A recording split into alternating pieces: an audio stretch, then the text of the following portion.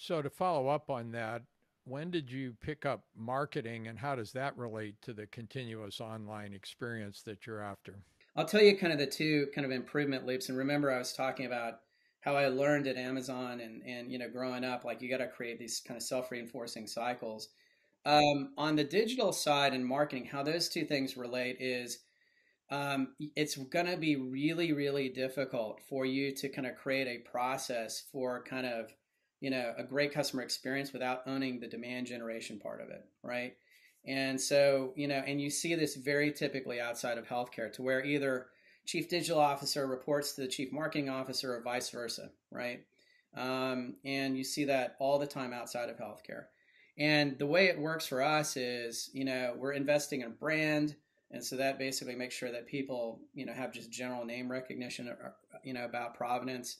But then there's these in and outbound, platforms for kind of attracting customers into, our platform. And inbound is, a digital set of platforms like SEO, SEM, and local that if you're expressing an intent on the internet of saying, like, you do a search on Google and you're saying you're looking for care, you've got a condition or you're looking for a physician, we always want to be the first thing that you find, the first option that you find in that search.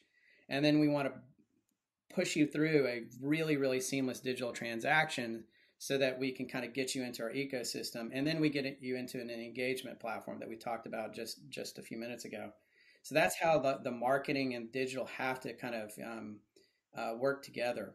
On the Prov Ventures side, how those two things work together is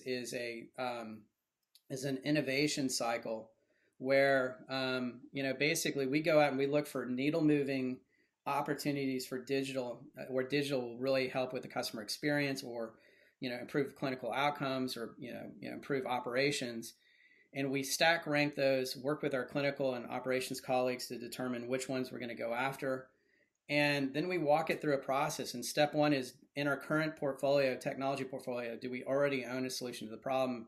If so, stop there, implement that, because we don't want to spend money on something new if we've already got something in the portfolio.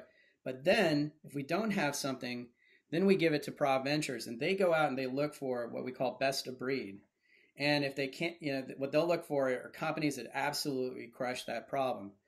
And how it kind of relates to the investing side is because we know that this is a big issue or big problem, we know by definition that that total addressable market is massive, right? Because if it's a big problem for us, it's a big problem for our colleagues. And so we know that they're probably going to sell a lot of that service or technology or whatever it may be across the industry. And if we don't have it and we can't find it, then we also have 110 product and engineering folks that will go build it. And so out of the 23 portfolio companies that we have in our $300 million Providence Venture Fund, three of them are companies we invented. So we incubated within our organization. So we'll actually create a brand new company where we see innovation white space, where we don't see a good solution in the market, and we'll spin them out. And so that's kind of how the marketing side kind of relates to digital, and how the innovation side, how Providence Ventures relates to digital. It's kind of two reinforcing loops that improve our the efficiency of the platform.